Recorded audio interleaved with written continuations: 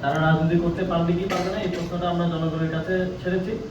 তবে আমরা মনে করি যে কোনো পাবলিক প্রোগ্রাম করার ক্ষেত্রে এ বিষয়ে সরকারের পক্ষ থেকে আমরা ভাবছি সেটাকে কিভাবে বাস্তবায়ন করা হবে সেটা এখনো সুনির্দিষ্টভাবে আলোচনা হয়নি। তবে আমরা এটাকে অবশ্যই নিরুৎসাহিত করব।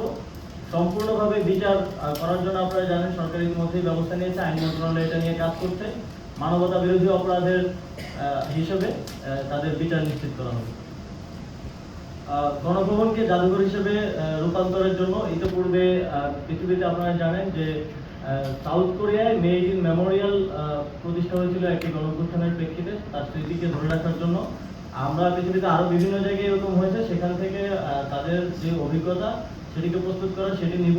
কিভাবে একটি সুন্দর জাদুঘর এবং কিভাবে ফ্যাসিবাদী সময়ের যে অত্যাচারের যে স্মৃতি এবং আমাদের শহীদদের স্মৃতি কিভাবে সংরক্ষিত করে একটি সুন্দর জাদুঘর করা যায় এ বিষয়ে খুব দ্রুত দৃশ্যমান পদক্ষেপ নেওয়া হবে এবং গণপূর্ত মন্ত্রণালয় এবং পররাষ্ট্র মন্ত্রণালয় যৌথভাবে এই কাজটি সম্পন্ন করবে।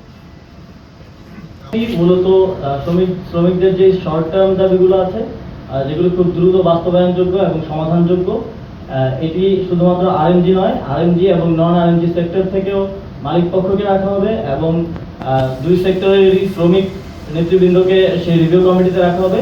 একটি রিভিউ কমিটি আমরা দ্রুতই ঘোষণা করব। সেই রিভিউ কমিটিতে শর্ট টার্ম যে দাবিগুলো আছে যেমন শ্রম আইন কিংবা মজুরির যে বিষয়গুলো, এগুলো তো লং টার্ম ট্রাইপারট্রাইট যেই বৈঠক আছে তার মাধ্যমে আলোচনার মাধ্যমে সমাধানযোগ্য। যেগুলো খুব দ্রুত সমাধানযোগ্য সেই বিষয়গুলো নিয়ে কাজ করবে এই রিভিউ কমিটি।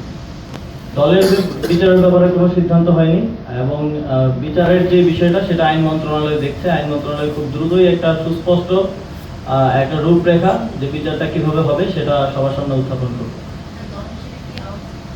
এই প্রশ্নটা দেশের জনগণ ডিসাইড করবে। যেহেতু একটি গণহত্যা আওয়ামী লীগ ঘটিয়েছে এদেশে, সেই গণহত্যার দায় নিয়ে তারা কিভাবে ফিরবে বা তাদেরকে ফিরতে দেওয়া হবে কিনা এটা জনগণ ডিসাইড করবে, এটা জনগণের সিদ্ধান্ত। আজকের যে মন্ত্রিপরিষদ সভা সেখানে কোনো আলোচনা হয়নি।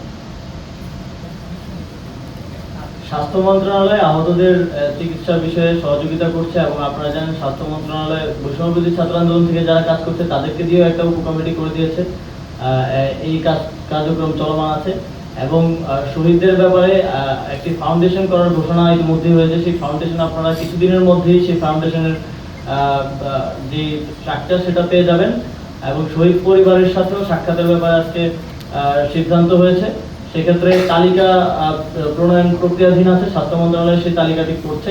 তালিকাটি মোটামুটি একটা পর্যায়ে পৌঁছালে আমরা খুব দ্রুতই শহীদ পরিবারের সাথে মাননীয় প্রধান উপদেষ্টা এবং উপদেষ্টা মণ্ডলীর সদস্যবৃন্দ সহ একটি সম্মেলন অনুষ্ঠিত হবে। সরকার নেবে এ বিষয়ে ইতিমধ্যেই ঘোষণা হয়েছে। সেই তালিকার ভিত্তিতে তাদের যাতে দীর্ঘমেয়াদী চিকিৎসা সুচিকিৎসা নিশ্চিত করা যায় সেই দায়িত্ব সরকার ইতিমধ্যেই নিয়েছে।